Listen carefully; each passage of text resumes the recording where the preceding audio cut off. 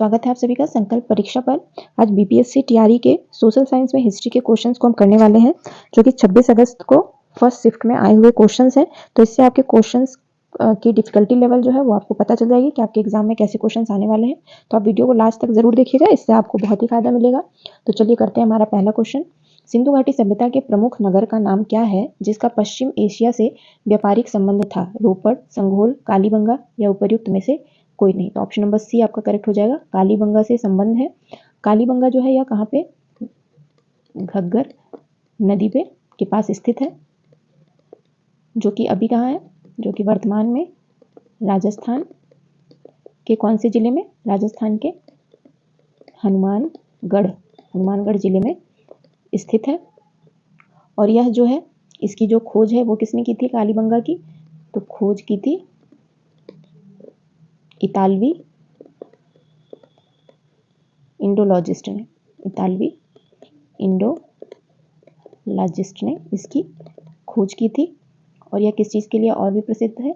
तो यह है काली चूड़ियों के लिए प्रसिद्ध था कालीबंगा। रोपड़ यह भी एक सिंधु घाटी स्थल है जो अपने अंडाकार दफन गड्ढों और यहाँ पे जो है कुत्तों की मृत्यु के बाद उनके मालिक के साथ ही दफन करने की परंपरा थी। मालिक के साथ में ही दफन करने की परंपरा थी रोपड़ में। और संघोल के बारे में भी जान लेते हैं। तो संघोल जो है यह कौन सी सभ्यता थी? तो यह थी हड़प्पा सभ्यता और यह संघोल संग्रहालय के लिए प्रसिद्ध है। तो ऑप्शन नंबर सी कालीबंगा इसमें क्वेश्चन का करेक्ट आंसर है। नेक्स्ट क्वेश्चन है, मोहनजोदड़ो से प्राप्त नर्तकी की मूर्ति किस धातु से बनी थी? तांबा, पीतल, कांस्य या उपर्युक्त में से कोई नहीं। तो ऑप्शन नंबर सी इसका करेक्ट है। कांस्य से बनी हुई यह मूर्ति है, जो कि कब मिली थी? 1926 में। ब्रिटिश के एक पुरातत्वविद के कर्मचारी थे, क्या नाम था उनका? उनका नाम था जॉन मार्शल के नेतृत्व में इसकी खोज हुई थी 1926 में। और इसकी ऊंचाई कितनी थी? तो इसकी ऊंचाई जो थी वो 4.5 इंच थी। और यह मूर्ति अभी कहाँ है? तो यह अभी है न्यू दिल्ली में के राष्ट्रीय संग्रहालय में। और मोहनजोदड़ो को जो है वो और क्या कहा जाता था? तो मोहनजोदड़ो को कहा जाता था मुर्दों का टीला के नाम से भी इसको जाना जाता है। तो अगर क्वेश्चन में आता है मुर्दों के टीला किसे कहा जाता है, तो आप मोहनजोदड़ो ऑप्शन टिक करेंगे। नेक्स्ट क्वेश्चन है क्वेश्चन नंबर 3। सिंधु घाटी सभ्यता में किस पशु की पूजा के प्रमाण मिले हैं? कुबड़दार बैल, घोड़ा, गाय या उपर्युक्त में से कोई नहीं। तो ऑप्शन नंबर ए करेक्ट है। कुबड़दार बैल के प्रमाण मिले हैं सिंधु घाटी सभ्यता में। और कुबड़दार बैल जो है ये साथ में ये कब मिले हैं? तो ये 2200 से 2500 ईसा पूर्व की मानी जाती है। जो यह चित्र है जो कि किस पे छुपी हुई थी? मोहर पे। तो यह मोहर पे जो चित्र बनी हुई थी वो 2200 से 2500 ईसा पूर्व की लगभग मानी जाती है। और यह जो बैल थे उनकी जो है सींग एक ही थी, इसीलिए इसे क्या कहा जाता है? यूनिकार्न के नाम से भी जाना जाता है। तो ऑप्शन नंबर ए करेक्ट हो जाएगा। नेक्स्ट क्वेश्चन है, ऋग्वेद में कितने सूक्तों का संकलन है? 1020, 1017 या 1028 या उपर्युक्त में से कोई नहीं। तो ऑप्शन नंबर सी आपका करेक्ट हो जाएगा। 1028 सूक्तों का संकलन है।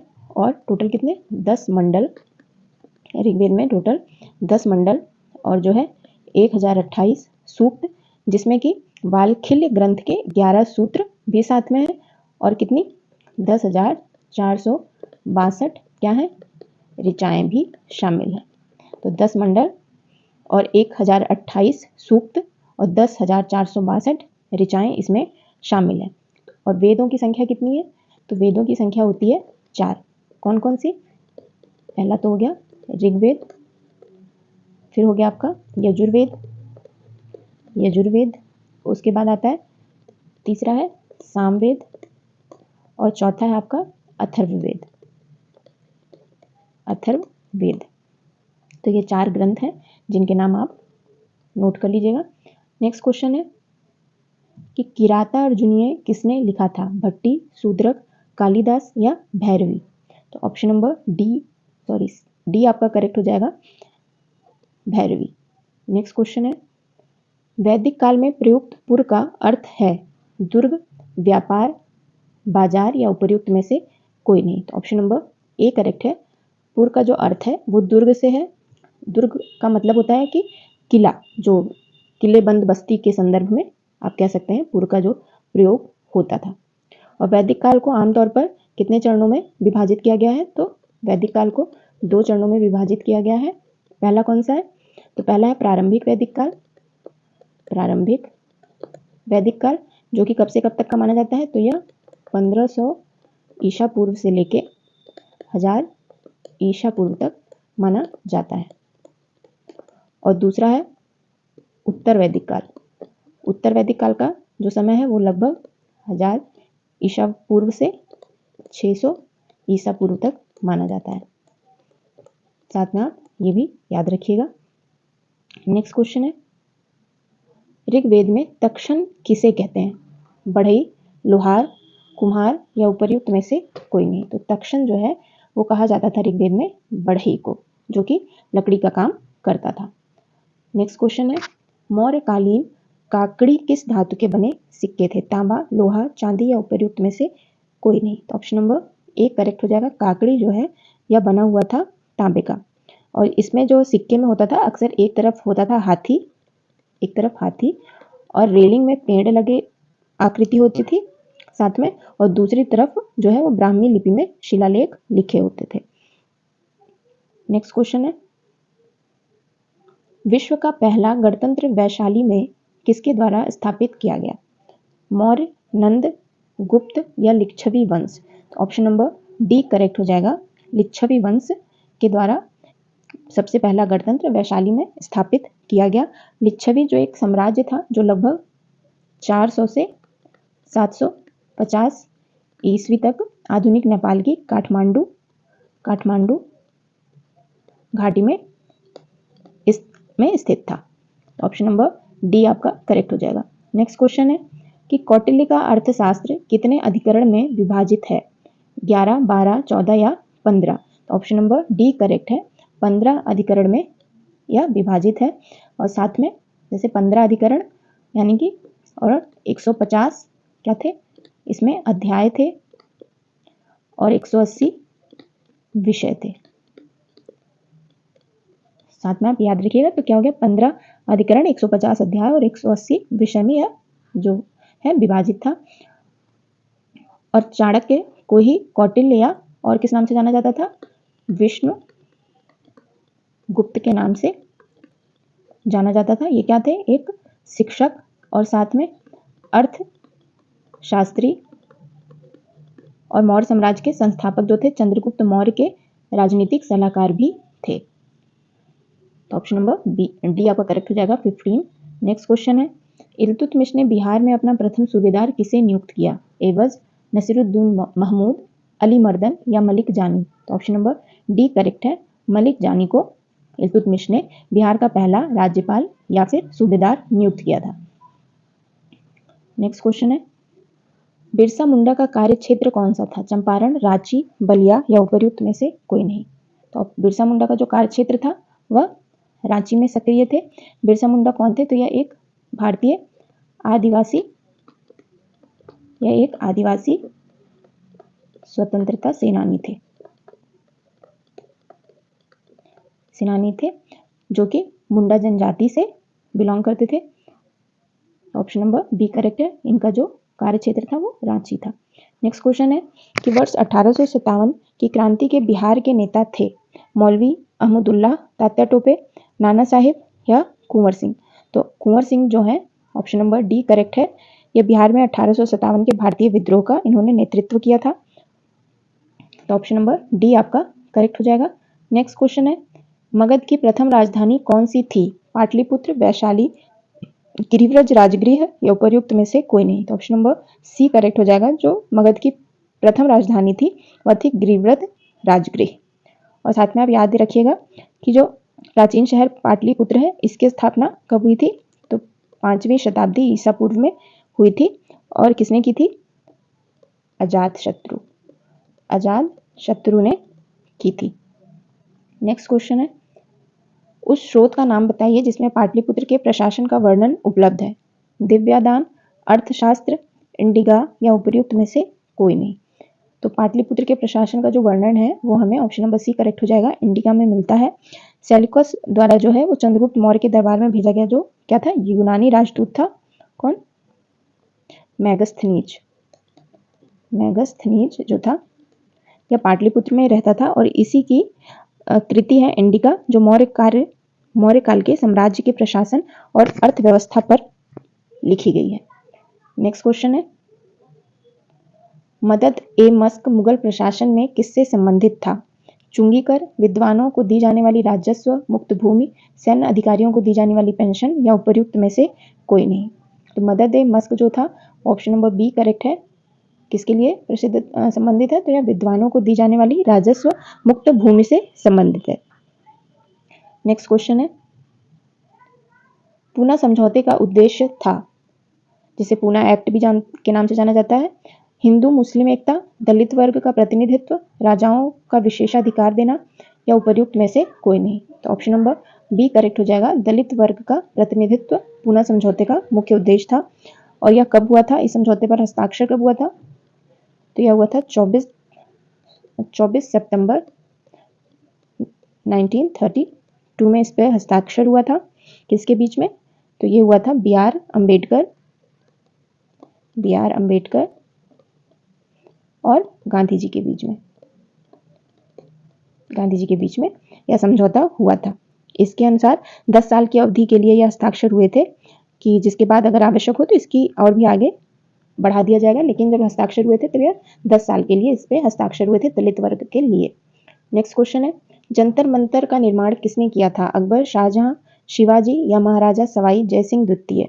तो ऑप्शन नंबर डी करेक्ट है, महाराजा सवाई जयसिंह द्वितीय ने जंतर मंतर का निर्माण किया था।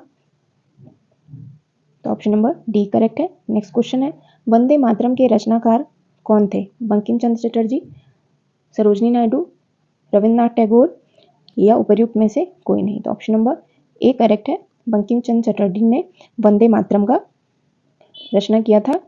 किसमें? इनके उपन्यास है, लिख लीजिए आप, इनका जो उपन्यास है, जो कि आपके क्वेश्चन ये भी आ सकता है कि इनकी जो उपन्यास थी आनंद मठ, 1882 में अपने उपन्यास आनंद मठ में वंदे मातरम गीत लिखा था बंकिम चंद्र चटर्जी ने। तो ये आप साथ में डेट भी याद रखिएगा। नेक्स्ट क्वेश्चन है, क्रिस्टोफर कोलंबस 1492 में अमेरिका का महान खोजकर्ता किस देश द्वारा वित्त पोषित किया गया था? क्रिस्टोफर कोलंबस को जो खोजकर्ता थे उन्हें किस देश के द्वारा पोषित किया गया था? पुर्तगाल, इंग्लैंड, स्पेन या उपर्युक्त में से कोई नहीं। तो ऑप्शन नंबर सी करेक्ट है, स्पेन द्वारा उन्हें वित्त पोषित किया गया था। नेक्स्ट क्वेश्चन है, बोस्टन टी पार्टी इतिहास की एक महत्वपूर्ण घटना किससे संबंधित है? अमेरिकी स्वतंत्रता संग्राम, फ्रांसीसी क्रांति, रूसी क्रांति या उपर्युक्त में से कोई नहीं। ऑप्शन नंबर ए करेक्ट है, अमेरिकी स्वतंत्रता संग्राम जो है ये बोस्टन टी पार्टी जो कि कब हुई थी? 1773 में। यह बोस्टन टी पार्टी ब्रिटिश संसद के 1773 के चाय अधिनियम, एक भी आप नोट कर लीजिए, चाय अधिनियम के खिलाफ एक विरोध प्रदर्शन था। इस विरोध में क्या हुआ था? ब्रिटिश ईस्ट इंडिया कंपनी से संबंधित 342 चाय की पेटियों को अमेरिकी देशभक्तों द्वारा बोस्टन हार्बर में फेंक दिया गया था, जिन्हें क्या कहा जाता है? जिन्हें कहा जाता है मोहाक इंडियंस कहा जाता है, मोहाक इंडियंस कहा जाता है। नेक्स्ट क्वेश्चन है, अमेरिका के इतिहास में 4 जुलाई 1776 क्यों महत्वपूर्ण मानी जाती है? जॉर्ज वाशिंगटन का राष्ट्रपति के रूप में, यहाँ पे आप ऐड कर लीजिएगा, राष्ट्रपति के रूप में चुनाव,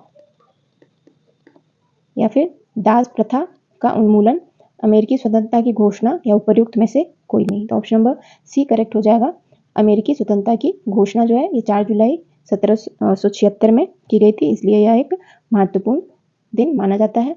नेक्स्ट क्वेश्चन है, फ्रांसीसी क्रांति के समय फ्रांस का शासक कौन था? लुईस 16वां, लुईस 14वां, लुईस 13वां या उपर्युक्त में से कोई नहीं।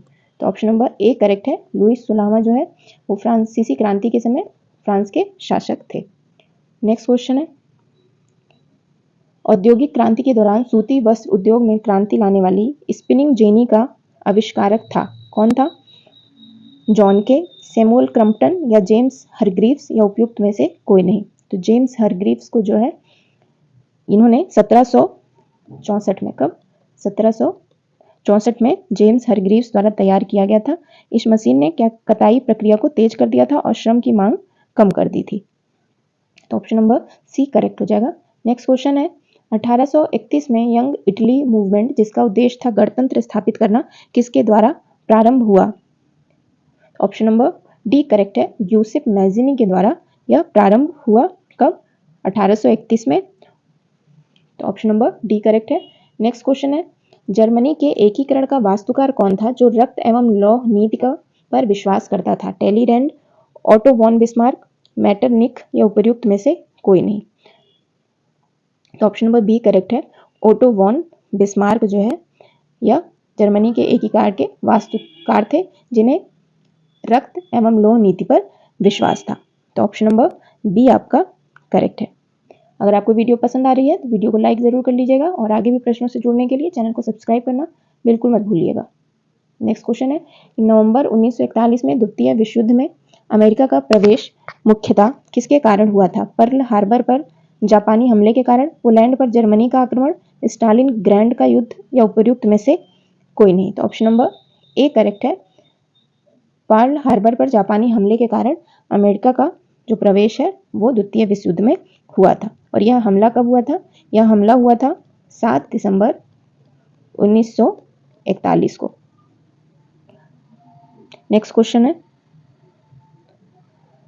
जब मार्को पोलो ने चीन का दौरा किया था तब वहां का शासक कौन था? चंगेज खान, कुबलई खान, हलाकू खान या उपर्युक्त में से कोई नहीं। तो ऑप्शन नंबर बी करेक्ट है, कुबलई खान वहां के शासक थे जब मार्को पोलो ने चीन का दौरा किया था। कब? 13वीं शताब्दी में। और इन्होंने कब से कब तक शासन किया था? इन्होंने 1260 से लेके 1294 तक शासन किया था। नेक्स्ट क्वेश्चन है संयुक्त राज्य अमेरिका में पहली अंग्रेजी बस्ती कौन सी थी? James town, Charles town, Boston या उपर्युक्त में से कोई नहीं। तो ऑप्शन नंबर ए करेक्ट है, जेम्स टाउन यह पहली अंग्रेजी बस्ती संयुक्त राज्य अमेरिका में थी। और इसकी स्थापना कब हुई थी? 1607 में लंदन की वर्जीनिया कंपनी के द्वारा की गई थी। वर्जीनिया कंपनी के द्वारा की गई थी। और यह बस्ती जो है अभी वर्तमान में वर्जीनिया में कहाँ पे? जेम्स नदी के किनारे स्थित है। नेक्स्ट क्वेश्चन है टेनिस कोर्ट की शपथ किस क्रांति से संबंधित है? अमेरिकी क्रांति, रूसी क्रांति, फ्रांसीसी क्रांति या उपर्युक्त में से कोई नहीं। तो टेनिस कोर्ट की जो शपथ है वो फ्रांसीसी क्रांति से संबंधित है। तो ऑप्शन नंबर सी आपका करेक्ट हो जाएगा। नेक्स्ट क्वेश्चन है मिस्र राष्ट्रों ने सेवर्स की संधि किस देश के साथ की थी? सेवर्स की संधि किस देश के साथ की थी? जर्मनी, तुर्की, हंगरी या उपर्युक्त में से कोई नहीं। तो ऑप्शन नंबर बी करेक्ट है, तुर्की के साथ की थी। कब? तो डेट आप नोट कर लीजिएगा कि 10 अगस्त 1920 को हस्ताक्षर किए थे इस संधि पर। तो ऑप्शन नंबर बी करेक्ट है।